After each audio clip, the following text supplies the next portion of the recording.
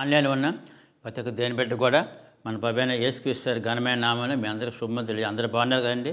ఈరోజు వాగ్దానంగా వాక్య ధ్యానం కీర్తనల గ్రంథము 91:5-6 ధ్యానం చేద్దామండి. ఆయన సత్యము కీర్తన డాలై ఉన్నాడు. రాత్రి వేళ కలుగు భయమునకైను, పగటి వేళ ఎగురు బాణమునకైను, చీకట్లో సంచరించు తెగులకైనను, మధ్యాహ్నం మందు పాడుచే రోగానికైనా నీవు భయపడుకుందువు. What a great promise given by the god. ఇది 501 పేరు ఉంది అని బట్టి గమనించండి. ఇక్కడ దేవుడు మాట్లాడుతుంది దేని బట్టిలారా, మనం యేసుక్రీస్తునందు విశ్వాసం ఉంచిన బిడ్డలకు కూడా కొన్ని సంవత్సరాల్లో భయాలు రావచ్చు, శ్రమలు రావచ్చు, తెగులు రావచ్చు, వేదన రావచ్చు. అప్పుడు దేని బిడ్డలారా మనం కూడా కొన్ని పనులు చేసి దేని బట్టి ఉంటే మనకు అది. ఇక్కడ దావీదు కూడా రకరకాల భయాలు ఆయన పొందుకున్నాడు, శ్రమలు అనిపించినాడు. కానీ దావీదు ఎప్పుడు కూడా దేవుని సన్నిధిలో ఆయన వచ్చి ఆయన పరిపెట్టే దేవుని సన్నిధికి వచ్చినప్పుడు మొరపెట్టినప్పుడు దేవుడు ఆయన ఆదుకున్నాడు.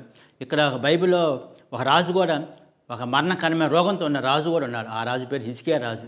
ఆయన కూడా మరణకరమైన రోగం సంభవించినప్పుడు మరణ భయంతో ఉన్నాడు దేవుని బిడ్డలారా.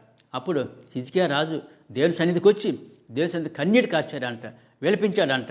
అప్పుడు ఆయన కన్నీటి ప్రార్థన దేవుడు ఆలకించి ఆయనకి ఆయన మరణ భయం తీసేసి 15 సంవత్సరాలు ఆయుష్ ఇచ్చాడు దేవుని బిడ్డలారా. దేని బిడ్డలారా, మీరు కూడా మీ జీవితాల్లో భయాలతో ఉన్నావా, తెగులతో ఉన్నావా, బాధతో ఉన్నావా? రా, నీ జీవితాన్ని ప్రభువుకి అర్పించు. యేసుక్రీస్తు సంపూర్ణ విశ్వాసం దేని బిడ్డ.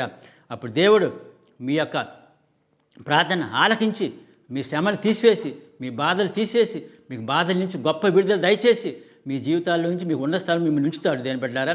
మీ బాధలను మీకు విడుదల దేవుడు దయచేస్తాడు. ఈ వాగ్దానం మీ అందరి జీవితం నెరవేర్చమని నేను ప్రభుపేట మనం చేస్తున్నాను. God bless you all.